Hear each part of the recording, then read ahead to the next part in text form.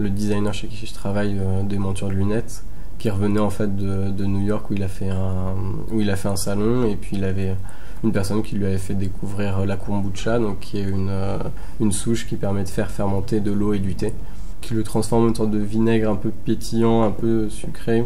Donc voilà, à partir de là, j'ai commencé à regarder. J'ai eu beaucoup de chance parce qu'au moment où il m'en a parlé sur internet, j'ai trouvé quelqu'un qui en donnait. Et du coup, j'ai commencé. Et puis petit à petit, je me suis dit que ça pouvait être intéressant pour le diplôme, parce que justement, c'est 1 an. Donc je travaille sur la valorisation de l'alimentation vivante. Ces aliments-là, en fait, c'est des denrées qui vont être issues de fermentation ou de germination, et qui vont permettre déjà d'avoir des saveurs extrêmement particulières et extrêmement variées, et des bienfaits en fait en termes de nutrition.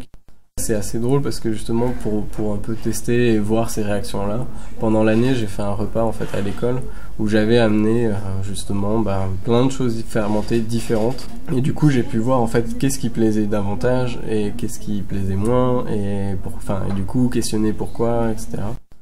Toutes les personnes que j'ai rencontrées sur ce diplôme qui font ces cultures-là sont des personnes juste en or à chaque fois, quoi.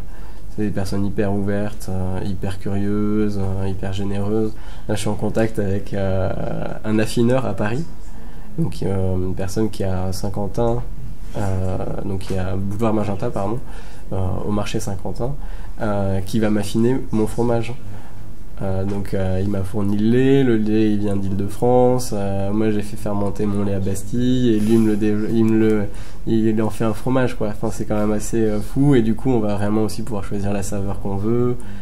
Enfin, moi je sais que c'est un truc important, et puis ça a été un des partis pris aussi pour l'élaboration des projets, du diplôme. C'est voilà, chaque semaine je le montre à des personnes différentes, à des personnes qui n'ont jamais entendu parler de ça, comme à justement des designers qui eux m'ont un peu plus poussé dans les détails. Enfin, pour moi c'est par l'échange que ça se fait, et du coup les Designers Day c'est un très très bon prétexte à provoquer ça, quoi. C'est pour ça qu'on a un format de conférence qui est plus sur la table ronde, c'est pour ça qu'on a des concerts, c'est pour ça qu'on a fait ces choix là, quoi. Ici on a eu le droit de faire des projets vraiment singuliers, avec des contextes très très particuliers. La première année, on est parti au Japon pour travailler avec un village. Le village fonctionne sur 3 activités. Une usine de fabrication d'objets à partir de thermoformage de feuilles de cèdre. Et il y avait aussi une coopérative de yuzu, qui est un agrume japonais, et un hôtel en fait. Du coup, nous on avait une relecture à faire, comment est-ce que les acteurs fonctionnent entre eux. Voilà, c'est des projets, ils tombent comme ça, et c'est absolument... ça peut tomber nulle part ailleurs qu'ici, quoi.